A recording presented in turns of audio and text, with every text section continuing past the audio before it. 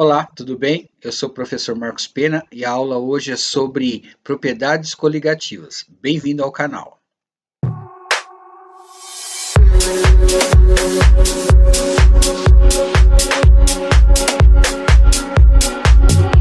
Bom, hoje vamos falar sobre propriedades coligativas.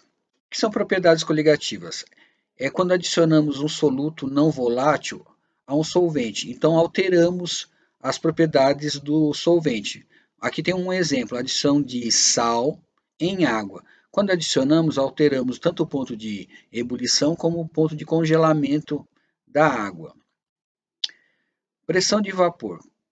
O líquido ele recebe calor e as suas partículas tendem a passar para o estado gasoso. O que impede que o líquido passe para o estado gasoso é a pressão atmosférica. Então, quanto maior for a pressão de vapor, mais fácil esse líquido passar para o estado gasoso, né? Então, temos três exemplos aqui: água, etanol e éter comum.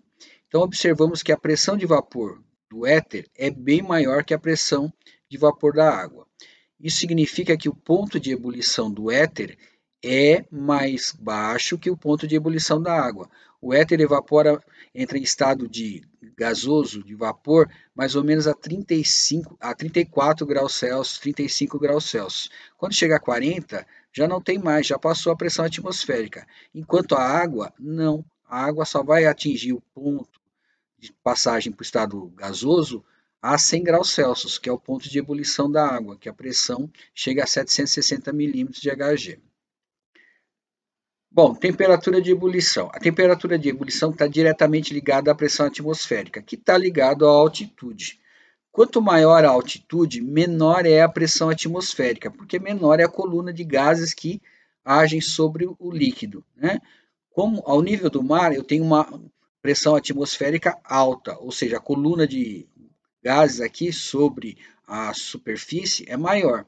Então, quanto maior for a pressão atmosférica, maior vai ser o ponto de ebulição. Quanto menor a pressão atmosférica, menor o ponto de ebulição. Então, a gente pode ter uma ideia que o ponto de ebulição da água ao nível do mar é 100 graus Celsius. Aqui, no topo da montanha, a 8.848 metros, pode ser na faixa de 84, 85.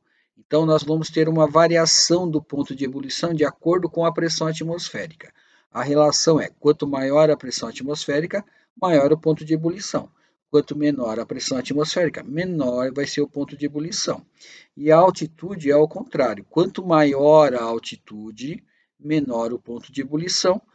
Quanto menor a altitude, maior o ponto de ebulição.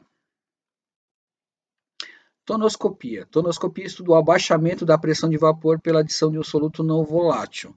É o caso da adição do sal ao líquido, né? Quando a gente coloca sal no líquido, no caso da água, a gente altera o ponto de ebulição. Então, adicionando sal à água, o ponto de ebulição fica acima de 100 graus Celsius. Por quê? Porque esse soluto não volátil ele vai formar íons que vão fazer com que a temperatura de ebulição seja alterada, elevando essa temperatura de ebulição. Ebulioscopia. Um líquido ferve, ou seja, passa para o estado gasoso, quando a sua pressão de vapor torna-se igual à pressão externa. Ao adicionar o soluto não volátil a um solvente, ocorre a elevação do ponto de ebulição da solução. Isso é uma propriedade coligativa denominada ebulioscopia. Quanto maior for a concentração de partículas dissolvidas no solvente, maior será o ponto de ebulição. No exemplo do sal com água, quanto mais sal eu colocar em água, mais eu vou alterar o ponto de ebulição.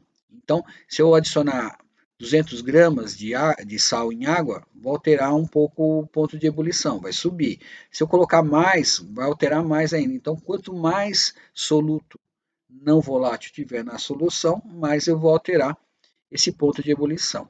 Então, aqui nós temos um gráfico que fala do solvente puro, o ponto de ebulição dele está aqui, tá? Agora, se eu adiciono o soluto não volátil, eu altero o ponto de ebulição. Agora, o ponto de ebulição é maior que 100 graus Celsius, tá? Porque eu adicionei o soluto não volátil. Uma outra propriedade coligativa é a osmose, né? Osmose é a passagem de um solvente através de uma membrana permeável de um lado menos concentrado, ou seja, hipotônico, para o meio mais concentrado. Então aqui eu tenho uma solução com água e glicose e aqui uma solução com água pura, né? Uma separação aqui, aqui uma membrana permeável. O que vai acontecer? A água vai sair daqui e vai dissolver essa glicose que está aqui.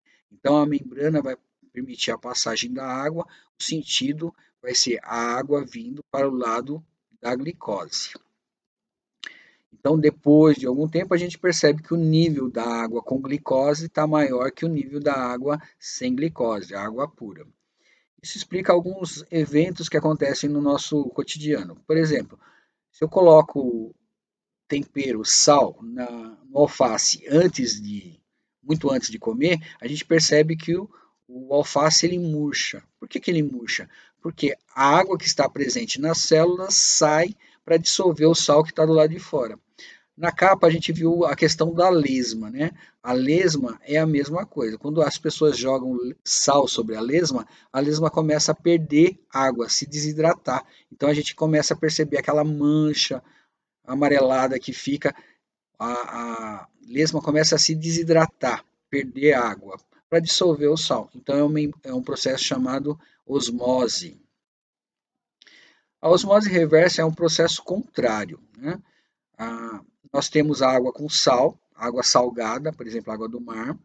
Aí aumenta-se a pressão osmótica aqui, então tem um êmbolo que pressiona para que a água passe para o outro lado e o sal fique retido desse lado. Então, nesse caso, é um processo reverso, de osmose reversa. Eu estou separando a água sem sais minerais ou a água sem sal da água salgada que está aqui. Um bom exemplo é utilizado na dessalinização da água do mar. Uma outra propriedade chama-se crioscopia, que é a diminuição do ponto de congelamento de um líquido quando o soluto não volátil é adicionado a ele. Então, nesse caso, a gente percebe a adição de um etileno glicol ou butilglicol, que é um anticongelante para colocar em radiador para evitar que a água congele dentro do radiador. Em locais que a temperatura é abaixo de zero, poderia ocorrer o congelamento da água no interior do radiador. Para evitar que isso aconteça, utiliza-se um anticongelante, que é uma substância que impede que o ponto de congelamento da água seja 0 °C. Bom, essa foi a aula sobre propriedades coligativas. Espero que todos tenham entendido. Um abraço, até a próxima.